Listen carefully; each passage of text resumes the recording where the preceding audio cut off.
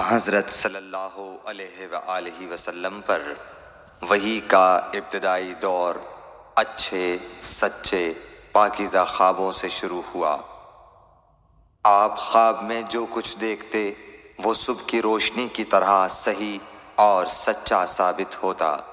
پھر من جانب قدرت آپ تنہائی پسند ہو گئے اور آپ نے غار حرا میں خلوت نشینی اختیار فرمائی اور کئی دن اور رات وہاں مسلسل عبادت اور یاد الہی و ذکر میں مشغول رہنے لگے۔ جب تک گھر آنے کو دل نہ چاہتا توشہ ہمراہ لیے ہوئے وہاں رہتے۔ توشہ ختم ہونے پر ہی اہلیہ محترمہ حضرت خدیجہ رضی اللہ تعالی عنہا کے پاس تشریف لاتے اور کچھ توشہ ہمراہ لے کر پھر وہاں جا کر خلوت گزین ہو جاتے۔ یہی طریقہ جاری رہا یہاں تک کہ آپ پر حق منکشف ہو گیا اور آپ غار حرا ہی میں قیام پذیر تھے کہ اچانک حضرت جبرائیل علیہ السلام آپ کے پاس حاضر ہوئے اور کہنے لگے کہ اے محمد پڑھو۔ آپ فرماتے ہیں کہ میں نے کہا کہ میں پڑھنا نہیں جانتا۔ آپ صلی اللہ علیہ وسلم فرماتے ہیں کہ فرشتے نے مجھے پکڑ کر اتنے زور سے بھینچا کہ میری طاقت جواب دے گئی۔ پھر مجھے چھوڑ کر کہا پڑھو۔ میں نے پھر وہی جواب دیا کہ میں پڑھا ہوا نہیں ہوں۔ اس فرشتے نے مجھ کو نہایت ہی زور سے بھینچا کہ مجھ کو سخت تکلیف محسوس ہوئی۔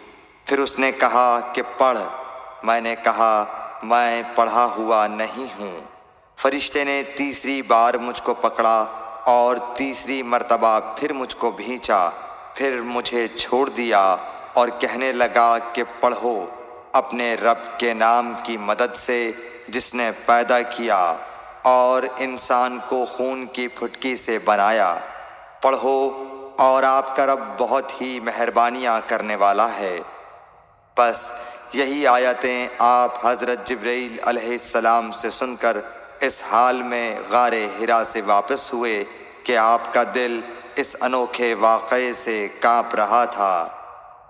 آپ حضرت خدیجہ کے ہاں تشریف لائے اور فرمایا کہ مجھے کمبل اوڑھا دو، مجھے کمبل اوڑھا دو۔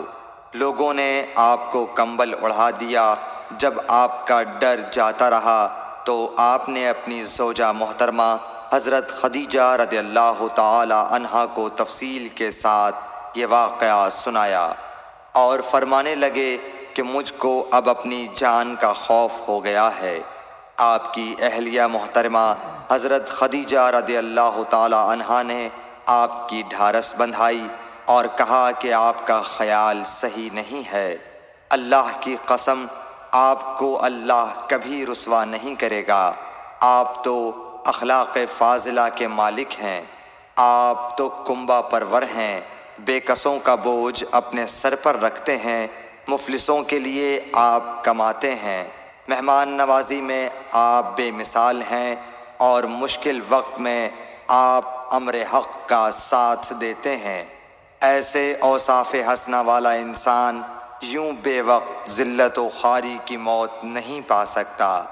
پھر مزید تسلی کے لیے حضرت خدیجہ رضی اللہ تعالی عنہا آپ کو ورقہ بن نوفل کے پاس لے گئیں جو ان کے چچا زاد بھائی تھے اور زمانہ جاہلیت میں نصرانی مذہب اختیار کر چکے تھے اور عبرانی زبان کے کاتب تھے۔ چنانچہ انجیل کو بھی حسب منشائے خداوندی عبرانی زبان میں لکھا کرتے تھے۔ انجیل سریانی زبان میں نازل ہوئی تھی، پھر اس کا ترجمہ عبرانی زبان میں ہوا۔ ورقہ اسی کو لکھتے تھے۔ وہ بہت بوڑھے ہو گئے تھے، یہاں تک کہ ان کی بینائی بھی رخصت ہو چکی تھی۔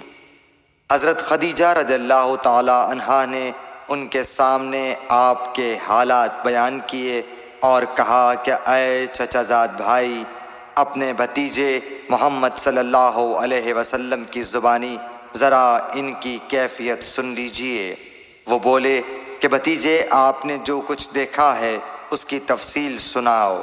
چنانچہ آپ صلی اللہ علیہ وآلہ وسلم نے از اول تا آخر پورا واقعہ سنایا، جسے سن کر ورقہ بے اختیار ہو کر بول اٹھے کہ یہ تو وہی ناموس معزز رازدان فرشتہ ہے جسے اللہ نے حضرت موسیٰ علیہ السلام پر وحی دے کر بھیجا تھا۔ کاش میں آپ کے اس عہد نبوت کے شروع ہونے پر جواں عمر ہوتا، کاش میں اس وقت تک زندہ رہتا جب کہ آپ کی قوم آپ کو اس شہر سے نکال دے گی۔ رسول کریم صلی اللہ علیہ وآلہ وسلم نے یہ سن کر تعجب سے پوچھا کہ کیا وہ لوگ مجھ کو نکال دیں گے، حالانکہ میں تو ان میں صادق و امین و مقبول ہوں؟ ورقہ بولا، ہاں یہ سب کچھ سچ ہے، مگر جو شخص بھی آپ کی طرح امر حق لے کر آیا لوگ اس کے دشمن ہی ہو گئے ہیں۔ اگر مجھے آپ کی نبوت کا وہ زمانہ مل جائے تو میں آپ کی پوری مدد کروں گا، مگر ورقہ کچھ دنوں کے بعد انتقال کر گئے، پھر کچھ عرصے تک وحی کی آمد موقوف رہی۔ صحیح بخاری حدیث نمبر